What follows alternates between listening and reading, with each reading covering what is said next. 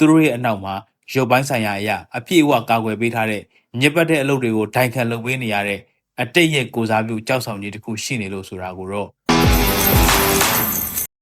United ရဲ့စုံနသားမြိုင်အပိုင်းနှစ်ကွင်းလေလူရှာပုံတော့သို့မဟုတ်အတိတ်ပစ္စုပန်အနာဂတ်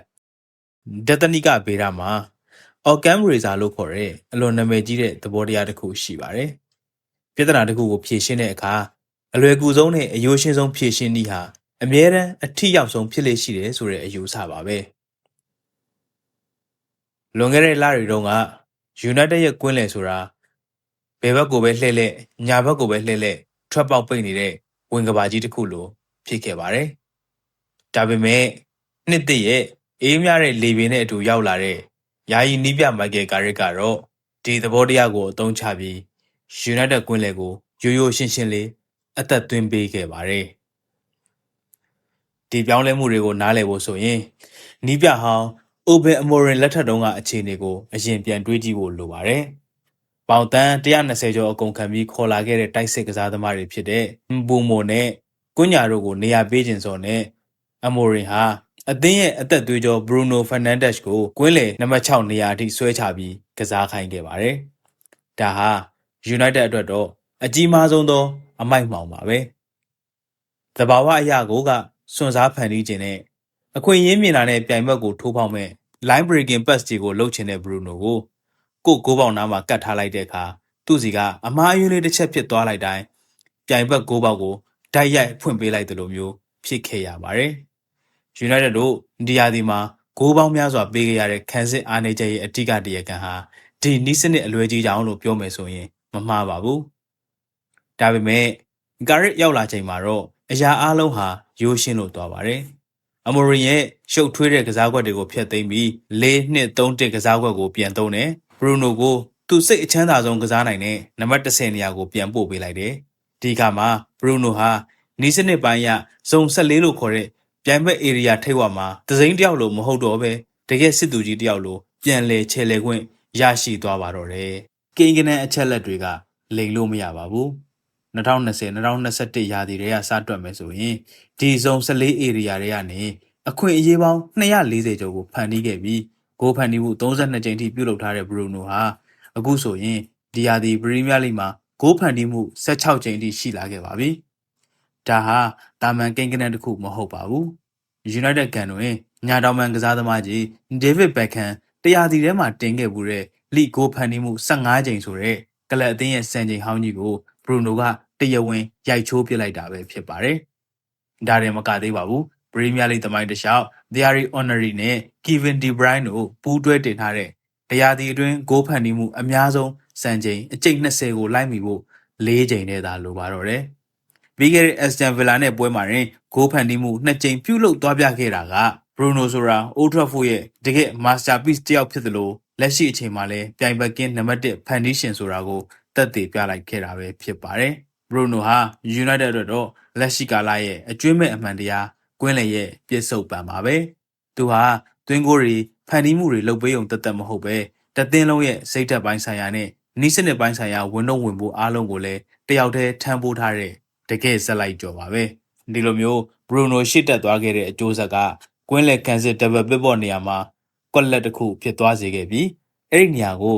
United ကွင်းလေရဲ့အနာဂတ်ဖြစ်လာမဲ့ Academy ထွက်လူငယ်လေးကော်ပီမိုင်တို့ကအံဝင်ခွင်ကြဝင်ရောက်လို့လာပါတယ်။ Amorim လက်ထက်မှာပွဲထွက်ခွင့်ပျောက်ဆုံးခဲ့ရတဲ့အသက်20အရွယ်ဒီကောင်လေးဟာကာရီရဲ့ရန်တရားမှာတော့အရေးအပါဆုံးချိတ်ဆက်သူကွန်နတာတူဖြစ်လာခဲ့ပါတယ်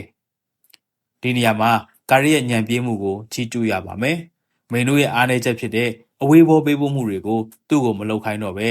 မာတီနက်စ်မဂွိုင်းယားနဲ့ဒက်လော့တို့စီကိုတာဝန်လွှဲပြောင်းပေးအပ်လိုက်ပါတယ်။ဒါကြောင့်မင်းတို့ဟာဧရိယာကျဉ်းကျဉ်းလေးတွေထဲမှာပြိုင်ဘက်ရဲ့ဖိအားကိုအေးအေးဆေးဆေးရုံးထွက်ပြီးတိုက်စစ်နဲ့ခံစစ်ကိုချိတ်ဆက်ပေးတဲ့အလုပ်ကိုပဲအပြည့်အဝအာယုံစိုက်လာနိုင်ခဲ့ပါတယ်။ Fulham နဲ့ပွဲမှာဆိုရင်မာတီနက်စီကနေဘောလုံးကိုလက်ခံပြီး Bruno, Shaqiri တို့နဲ့အချိတ်ဆက်မိကစားသွားခဲ့တာကမန်တို့ရဲ့မွေးရပါပါနှက်မှုကိုအထင်ရှားပြသနေခဲ့တာပါ။ဒါပေမဲ့ဇလန်ကဒီမှာရင်မပြီးဆုံးခဲ့ပါဘူး။မင်းတို့ကိုဒီလိုလွတ်လွတ်လပ်လပ်ကစားနိုင်ဖို့ Bruno ကိုဒီလိုစိတ်ကြိုက်ဖန်တီးနိုင်ဖို့ဆိုတာသူတို့ရဲ့အနောက်မှာ ရုပ်ပိုင်းဆိုင်ရာအရာအပြည့်အဝကာကွယ်ပေးထားတဲ့ညစ်ပတ်တဲ့အလုပ်တွေကိုဒိုင်ခံလုပ်ပေးနေရတဲ့အတိတ်ရဲ့ကိုစားပြုကြောက်ဆောင်ကြီးတစ်ခုရှိနေလို့ဆိုတာကိုတော့လုံးဝမေ့ထားလို့မရပါဘူး။သူကတော့ကက်စီမီရိုပါပဲ။ကက်စီမီရိုဆိုတာ United ပရိသတ်တွေဘယ်တော့မှမေ့ဖြောက်လို့မရမယ့်ဂျေဇုရှင်စစ်သူကြီးတူပါ။အသင်းရဲ့ကွင်းလယ်ဟာယိုယွင်းပျက်စီးပြီးအခက်အခဲဖြစ်နေချိန်မှာရီယယ်မက်ဒရစ်လိုကမ္ဘာအကောင်းဆုံးအသင်းကြီးစီကနေရဲရဲဝံ့ဝံ့ထွက်ခွာလာခဲ့ပြီး United ကိုကယ်တင်ပေးခဲ့သူပါ။ချန်ပီယံလိဖလား9လုံးပိုင်ရှင်ဒီကစားသမားကြီးဟာအခုနှစ်ရာသီမှာသွင်းကို6ဂိုးထိသွင်းယူထားပြီးအကောင်းဆုံးပုံစံကိုလည်းပြသနေသေးပါ။ဒါပေမဲ့ဘောလုံးလောကမှာဘယ်သူမှအန်တုလို့မရတဲ့အရာတစ်ခုကအချိန်ကာလပါပဲ။အသက်34နှစ်အရွယ်ကိုရောက်ရှိလာခဲ့တဲ့ကက်စီမီရိုအနေနဲ့ပရီးမီးယားလိရဲ့အမတန်မြန်ဆန်ပြီးကြမ်းတမ်းတဲ့ပြိုင်ပွဲကြီးမှာရေရှည်ဆက်လက်ရပ်တည်ဖို့ဆိုတာကတဘာဝတရားကိုစန့်ကျင်နေတယ်လို့ဖြစ်နေပါတယ်။ဒါကြောင့်ကက်စီမီရိုဟာအီနီယော့စ်ခေတ်သစ်မှာလှပစွာနှုတ်ဆက်ထွက်ခွာရတော့မဲ့ဂုံသိက္ခာရှိတဲ့အတိတ်သမိုင်းတစ်ခုဖြစ်တည်ရှိနေပြီးလာမယ့်နွေရာသီမှာစာချုပ်ကုံဆုံးကအသင်းကနေထွက်ခွာတော့မှတေချာနေခဲ့ပါပြီ။ပြဿနာကအဲ့ဒီမှာစတာပါပဲ။ဒီကန်ဝင်စစ်သူကြီးရဲ့နေရာကိုဘယ်သူနဲ့အစားထိုးမလဲဆိုတာ United ဘုတ်အဖွဲ့အတွက်ကတော့ကြီးမားတဲ့ခေါင်းခဲစရာပုံစံတစ်ပုတ်ဖြစ်လို့နေပါပြီ။ Ineos ရဲ့နွေရာသီကွင်းလယ်လူရှာပုံတော်ကြီးဟာတာမန်အားဖြင့်ကက်စီမီရိုထွက်သွားမဲ့နေရာမှာအစားထိုးဖို့ကွင်းလယ်အဖြတ်သမားတစ်ယောက်ရှာတာတတ်မဟုတ်တော့ပါဘူး။ United ကိုအားပေးတဲ့ပရိသတ်တိုင်းအနေနဲ့တွေးကြည့်ဖို့တောင်ကြောက်ရွံ့နေတဲ့အမှန်တရားတစ်ခုရှိပါတယ်။အဲ့ဒါက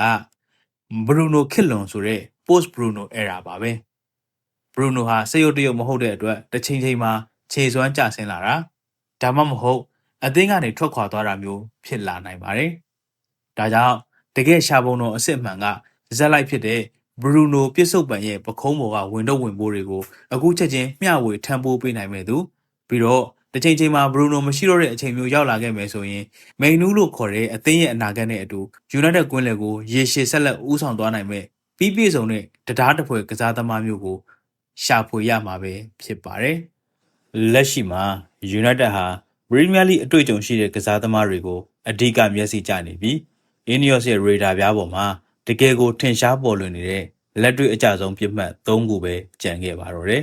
။ပထမဆုံးနဲ့အဓိကအကြဆုံးပြစ်မှတ်နံပါတ်1ကတော့နယူကာဆယ်အသင်းရဲ့ကွင်းလယ်ကစားသမားဆန်ဒရိုတိုနာလီပဲဖြစ်ပါတယ်။တိုနာလီဟာကွင်းလယ်မှာကြမ်းကြမ်းတမ်းဖြတ်ထုတ်နိုင်တဲ့အင်ဂျင်တစ်လုံးဖြစ်တယ်လို့အဝေးဘောပေးပို့မှုတွေမှာလည်းပြောင်မြောက်သူပါ။ Ineos ကသူ့ကို United ကွင်းလယ်အတွက်အသင့်တော်ဆုံးဖြစ်သတ်မှတ်ထားပြီးအသင်းကောင်းဆောင်ဘရူနိုကိုရိုင်းကပါသူ့ကိုခေါ်ယူဖို့အပြည့်အဝထောက်ခံထားတယ်လို့အတွင်းသတင်းတွေကဆိုပါတယ်။ကက်စီမီရိုရဲ့နေရာကိုအစားထိုးဖို့ရောမိန်နူးကိုအကာအကွယ်ပေးဖို့ပါအသင့်တော်ဆုံးကသူပါပဲ။ပြစ်မှတ်နံပါတ်2ကတော့ Nottingham Forest က